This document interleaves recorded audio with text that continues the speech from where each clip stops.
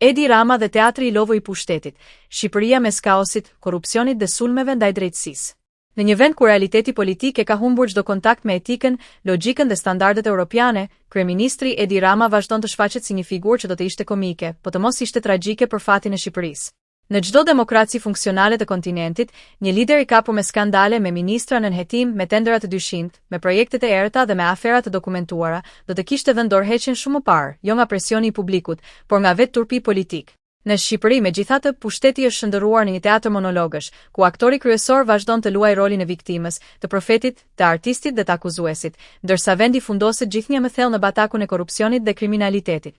Sulmet ndaj prokurorëve dhe gjyqtarëve, një precedent i rrezikshëm. Rama e ka kthyer drejtësinë në target personal. Në vend të respektimit të ndarjes së pushteteve, ai sulmon publikisht prokurorët, përçesh gjyqtarët, cenon integritetin e institucioneve të reja të drejtësisë dhe i ekspozon ata ndaj rrezikut real. Në një vend ku krimi i organizuar ka depërtuar në çdo qelisë të jetës publike, një lider i përgjithshëm do të bënte të kundërtën, do t'i mbronte. Por Rama sulmon. Arsyet janë të qarta, sepse drejtësia herët avon po i afrohet qendrës së pushtetit. Dhe qendra ka shumë për të humbur. Në Europë, një kryeministër që vënë shënjestër gjyqtarët për shkak se nuk i pëlqen verdikti i tyre, do të detyrohet të largohej nga skena politike brenda ditësh. Në Shqipëri, ky model i rrezikshëm jo vetëm tolerohet, por normalizohet. Korrupsioni institucionalizuar, qeveria si mjet mbrojtës për të korruptuarit.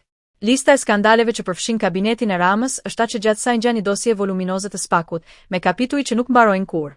Ministrat në nënhetim, zëvendës kryeministrat në qendër të aferave, deputet të filtruar nga krimi, incenerator fantazm, dhjetëra miliona euro që janë avulluar, kontrata koncesionare të dizajnuara për oligarkët, jo për qytetarët.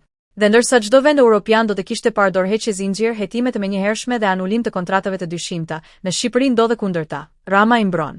Me arrogancë, me lojra retorike, me propagandë. Në vend që drejtësia të ndjek paratët, kryeministri ndjek drejtësinë.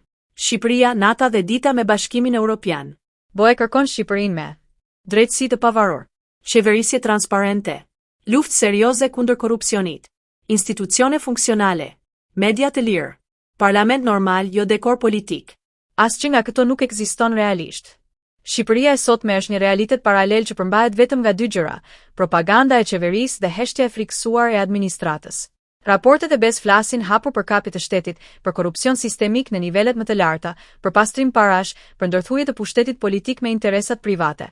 Rama, në vend i përgënjeshtroj me reforma reale, i relativizon me batuta. Ai nuk dialogon me Europën, ai i flet publikut sikur Shqipëria të ishte një studio televizive private dhe vendi një skenë ndriçuar mirë.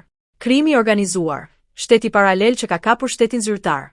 Shqipëria sot është kapitulli i zi një realiteti ku bandat vendosin kush ndërton, kush nuk ndërton. Rrugët, portet, pronat publike dhe investimet strategjike kontrollohen nga interesat e errëta. Trafiku i kokainës dhe kanabisit operon me një organizim që sfidon shtetet. Oligarkët janë më të fortë se institucionet. Administrata punon me frikë, jo me profesionalizëm.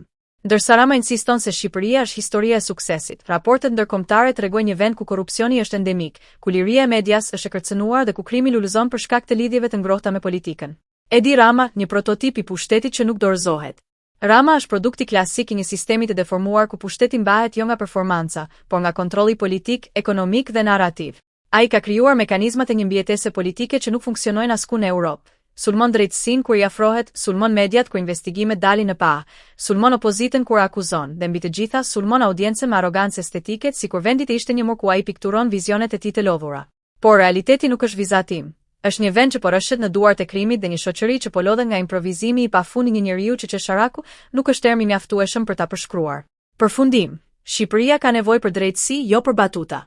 Shqipëria nuk mund të ecë drejt BES me një kryeministër që imiton liderët autokrat të lindjes, që sulmon gjyqtarët, mbron të korruptuarit dhe relativizon çdo skandal. Nuk mund të ketë Europë me kulturën politike të mosndëshkueshmërisë. Nuk mund të ketë reformë me një lider që shet drejtësinë si armik, jo si partner.